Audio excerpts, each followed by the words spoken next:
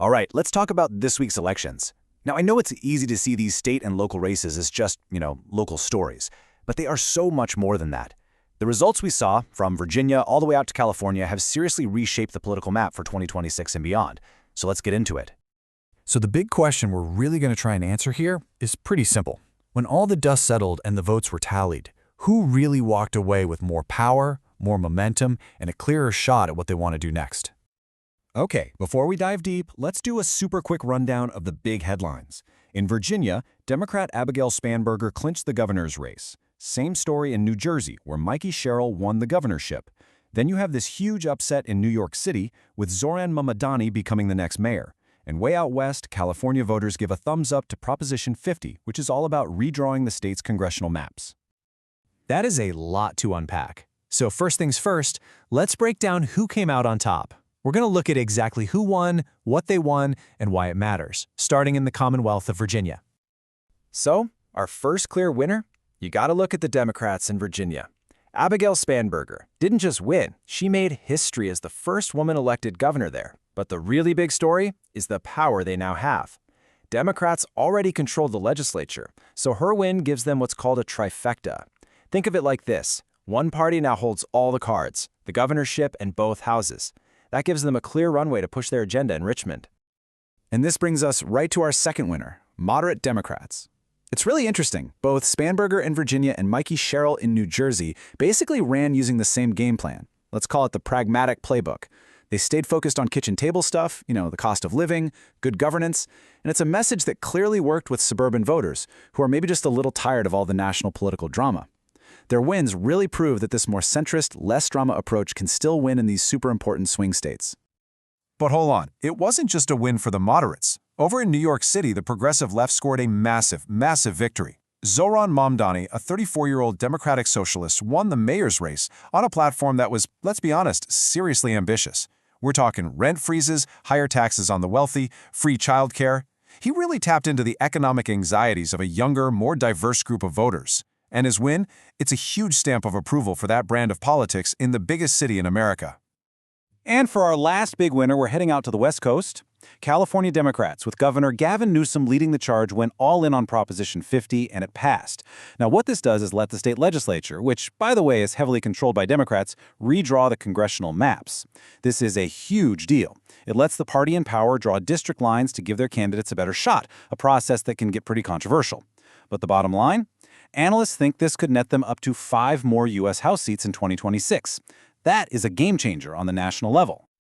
Of course, you know how it goes. For every winner, there's got to be a loser. So now, let's flip the coin and take a look at who lost some serious ground this week and what that means for their plans moving forward.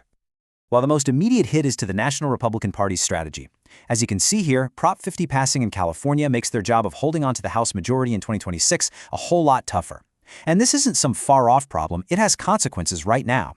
Even if the new maps get challenged in court for years, things like recruiting candidates and raising money just got a lot harder in California starting today.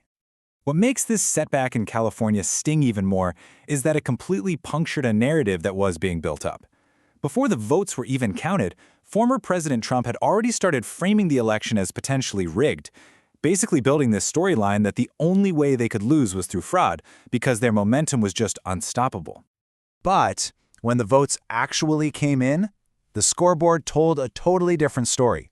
The biggest races of the night in Virginia and New Jersey went to the Democrats, and Prop 50 passed.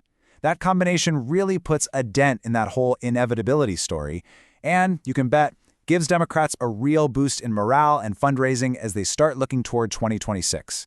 The final big setback was really for New York's old political guard and this idea of a nostalgia campaign.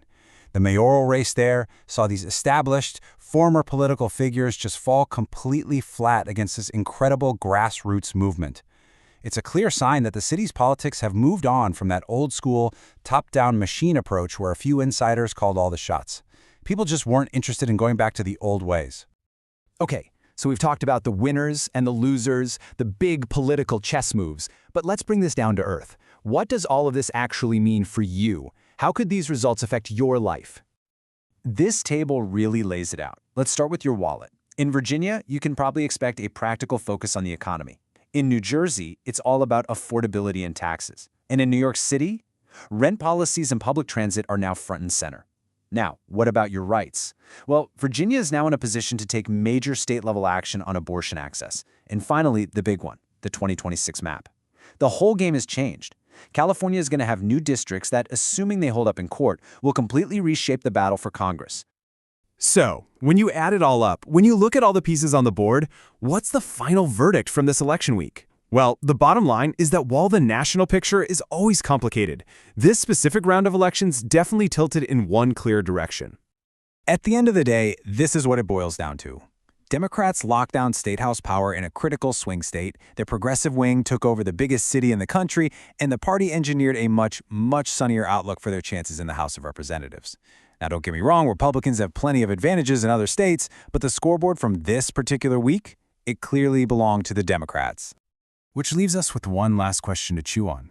When you look at the pragmatic, middle-of-the-road wins in Virginia and New Jersey, and you put them up against the huge progressive mandate in New York, and then you factor in the years of court battles we're about to see over those California maps, who do you think really won the week?